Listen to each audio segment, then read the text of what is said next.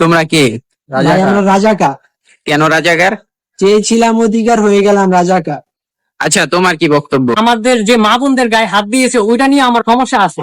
তো এটা নিয়ে আমি কিছু বলতে চাই, যেটা হচ্ছে যে নারীদের গর্ভে জন্ম নিয়ে নারীর ইজ্জত ধরে টান, মানুষের মতো হুবহু দেখতে, তারা মানুষ রূপী শয়তান। আচ্ছা, তুমি কি বলতে চাও এর বিরুদ্ধে? আমি চাই কোটা বিরোধী আন্দোলন সফল হোক এবং এই আন্দোলনের একটি সুস্থ ও ন্যায় বিচার পাই যাতে আমরা।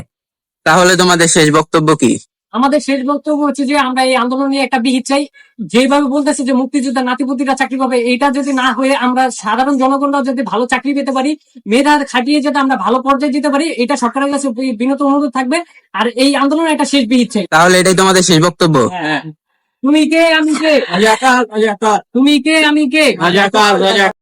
তুমি কে আমি কে?